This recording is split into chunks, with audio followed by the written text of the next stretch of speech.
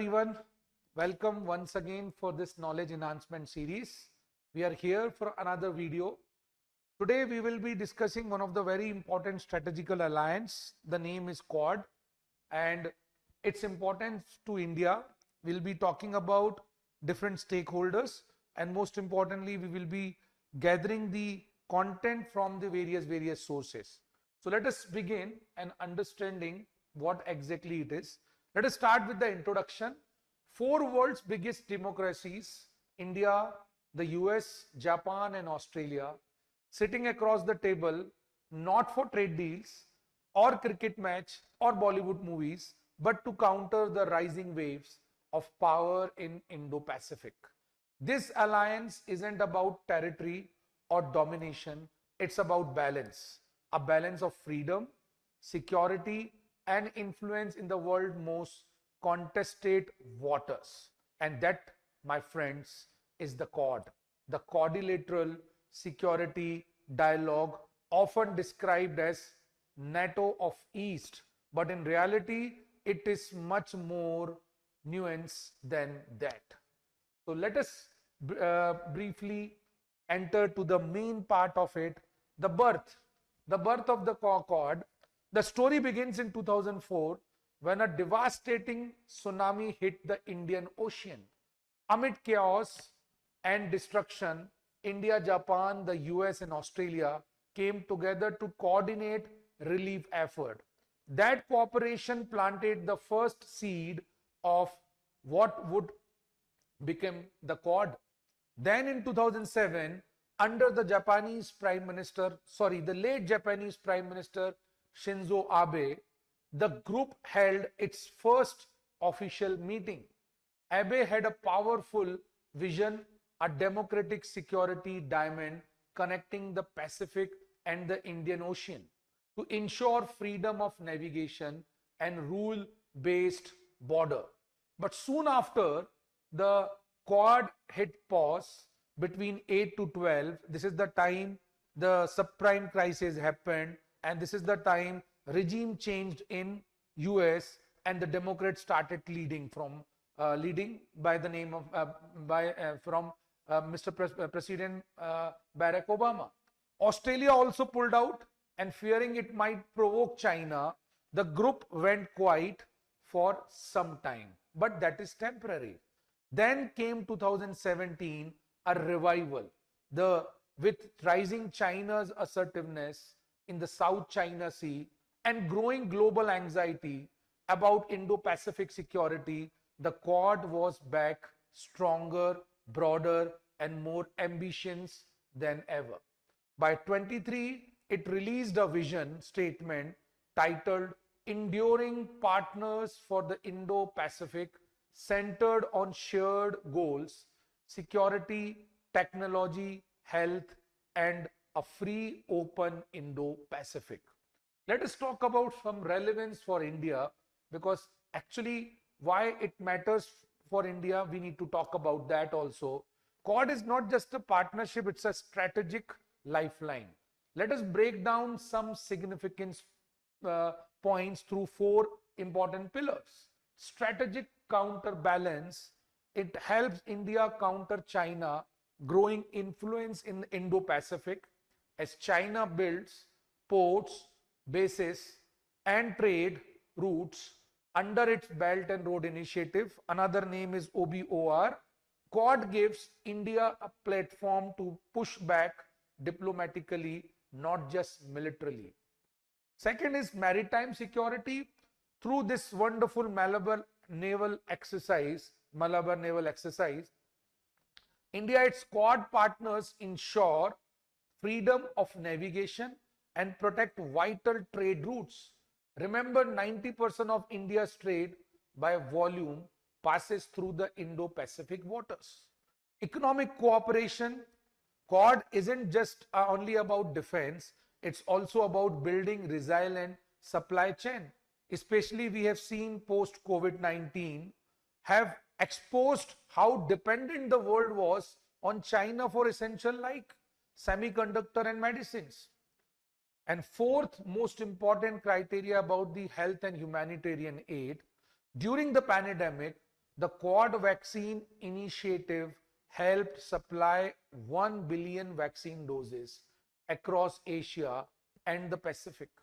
This transformed Quad image from military bloc to force for global good. So for India, the Quad means security, opportunity, and influence all in one strategic package. Now let us move forward the different perspective with with all four stakeholders. A global chessboard. Now let us look at the Quad through multiple lenses because every member has its own priorities. The United States see Quad as a cornerstone or to its Indo-Pacific strategy aimed at keeping China's power in check. Japan, being close to both China and the Pacific, sees it as a way to protect sea lanes crucial for its trade and energy import. For Australia, values Quad as a security insurance, specifically after its strained relationship with China over trade bans and espionage concerns. And for India, the only Quad member which is sharing a land border with China, uses the grouping to strengthen its diplomatic muscles without aligning fully in military alliance. And then there is China, which sees Quad as an Asian NATO, a containment strategy designed to limit its rise. Beijing has often criticized it as a small clique that threatens regional stability, but the Quad leaders repeatedly clarify it's not against any country, it's for peace, prosperity, and freedom in the Indo-Pacific. Finally, let us see some challenges because this is also be the important point that need to be discussed.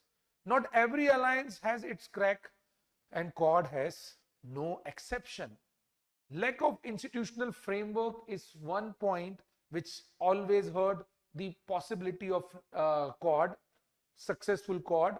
Unlike NATO, it doesn't have any treaty based. It operates through informal meetings, making it harder to coordinate real-time responses during crisis. Unequal burden sharing. Member having different economic and military strength, the US leader in resources, India and Australia juggle regional constraint. This imbalance sometimes slow decision making. Conflicting partnership, India's long-standing tie with Russia and membership in SCO, which was founded by China, occasionally conflict with the Quad's Western leanings. Meanwhile, Australia's heavy trade dependence on China complicates its stance. Diverging China's politics, China's strategy, Japan and Australia want stable trade ties with China, even as they oppose its aggression.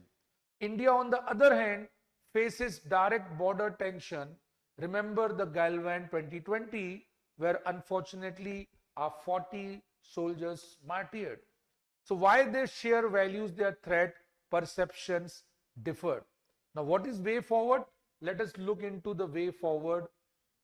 Strengthening the Quad is ultimately the need of an hour. So how can the Quad truly evolve into lasting pillar of Indo-Pacific stability?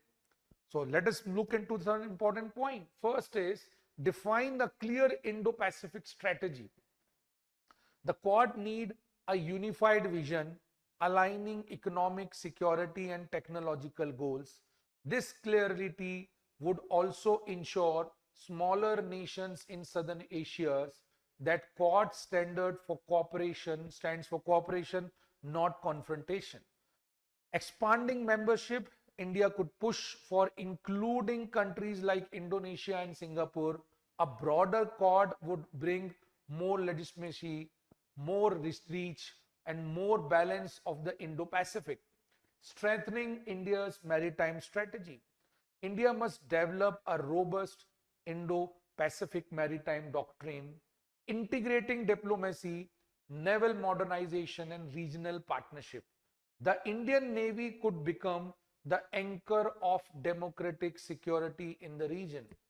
And last, deepening non-military cooperation from critical technology to infrastructure to climate resilience, Quad must show that it is more than a military bloc. This soft power dimension is key to winning regional trust. Let us conclude by putting forward certain important context. Quad isn't just a group of 4 nations. It's a statement in the face of rising authoritarianism. The world's democracies can still come together not to dominate but to defend openness, stability, and shared prosperity. For India, the Quad is more than geopolitics. It's about shaping the future of Indo-Pacific, ensuring that the ocean connecting billions remains free, open, inclusive. Because in today's world, power is not just about border or battle, it's about partnership that protect peace. So from this, I conclude my discussion on the very important alliance called Quad. I hope you like the video. If you have found any specific problems or anything you wanted to share, do comment on the video, like and subscribe, and encourage us to make certain more videos like this. Thank you so much. God bless you.